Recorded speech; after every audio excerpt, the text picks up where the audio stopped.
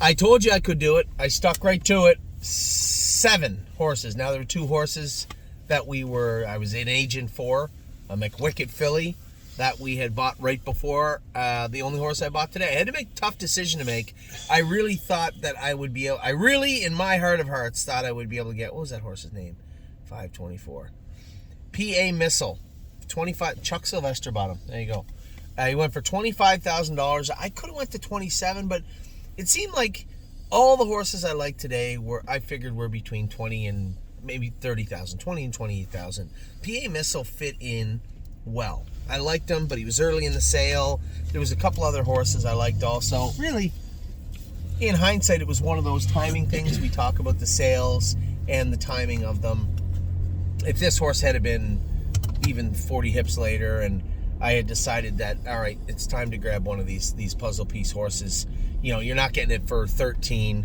You're going to have to jump in and give the top end of fair market for one of them. Then I would have bought that horse. But it was 4th horse in the ring, and I really liked the horse.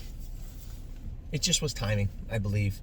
And we went on and on and on. It didn't have to wait that long. Only had to wait 12 hips. Zet, baby Zet came in the ring. Now, truthfully speaking, Amy didn't love baby Zet. She thought she was a little small, and it's not like we have a connection with Divine Zet. We don't have a connection with Phil. Yeah, I like the way she trained last week. We bought her for next to nothing. She's made no money, and she's a 4-year-old. It's not really what you're going to hang your hat on. I would like to buy this horse because of Divine Zet? No. I like the way she trained the other day. Then you look in the second dam, you got one that made $773,000. This is a Cantab Hall filly. I liked her head. I liked the way she was put together. I didn't mind that she was a medium-sized filly. She wasn't as big as PA Missile. He was colt also. I just thought that this was the one I liked. There's something about her. I had her out like 3 times.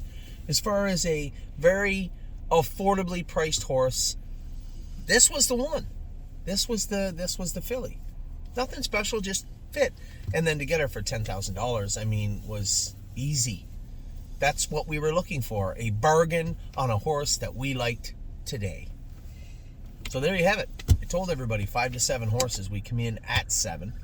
And I was really, really happy with everything we did. Yes, I'm still a little bummed out we didn't get 3 Points Brother, or we didn't get one of those chimpanzee colts that we wanted, but that's life. It's the way it goes. But really, really happy with the way the sale has gone. It was funny because I even had another farm for each of those fillies come up to me and tell me, how interested they were in the fillies. The Muscle Mass was one of them. Princess Dream. Yep, exactly. And the other one was the first one we bought. Everybody seems to be enamored with her. Sitting at the bar. She sits at the bar. She sits at the bar. Everybody in Pennsylvania liked her. Clearly not as much as we did. So I'm very, very happy with what we accomplished here in Harrisburg. Exactly what we set out to do in one way or another. So watch the races this afternoon. You know, we had Stay Close, who was off. 2 weeks. Hadn't raced in 2 weeks. I knew he'd be a bit short. Chris Lems gave him a great ride. Just come up a tiny bit short. I think he got hooked from the inside, from the outside, but fought on and beat the horses that were around him at the head of the lane. Just got picked off. Finished 4th, actually, but only beat a very small amount, maybe a length and a half, something like that, at the wire. I thought he raced good. And then Patrick de Piranha got a good trip. But, Patrick de Piranha is a heater-type horse. When he gets on a roll, he's unstoppable, but you have to get him on that roll, right? Chris drove him good also. I think those were Burke's horses at 1-2. Came first over, paced 51-3. Or 51-4, something off a half at 57-3.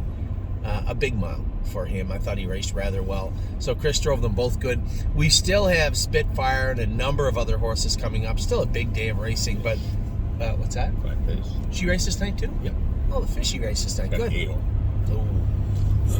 So I think we have 7 more to race today, but a rather boring day at the sale. Got what we wanted. There were some horses I watched go through later on. I told you I was still after that last piece of Kentucky. And although we have trotting fillies, I did try and take a run at Elfin, who was the goo goo gaga filly later in the sale, but never even got my hand up. I think she went for, what'd she go for, $102,000, Abe? $102,000. So now we switch gears again. We're going to watch our horses sell tomorrow. Tomorrow, right? Yep.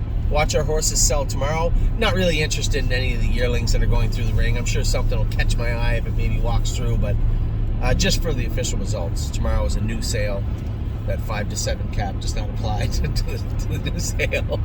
It's unlikely we're going to buy any yearlings or any weanlings or any broodmares, but we will more than likely have a racehorse or two to buy on Friday. So I'll have maybe this guy not gonna let me in.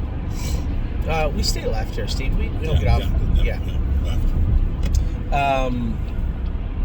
We'll have. I'll bring you some racehorses we're going to look at. I mean, I don't want to divulge too much because when it comes to the racehorses, there's a thin line, right?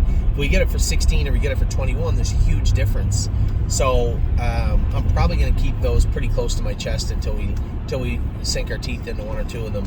But we will be looking at one or two racehorses on the Friday portion of the mixed sale of Harrisburg. Our yearling sales for 2023 are now over. Now, I know we got some in Ohio and stuff, but I'm not really that interested in them. Our sales, our major sales are over for the season. And what? Sorry, your fillies sell Friday. Oh, they sell Friday? Yeah, fabulous fillies.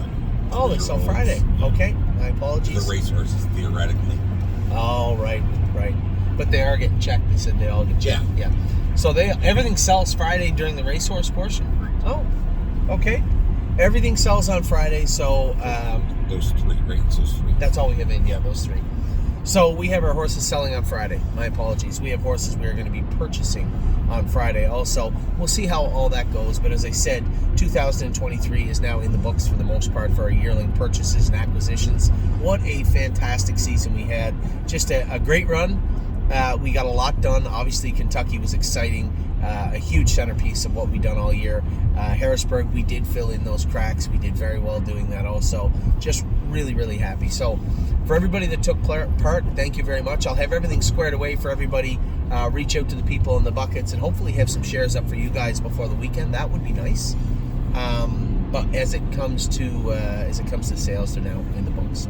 Good luck to everybody racing tonight. We still got a ton on the go. Should be a lot of fun. Take care.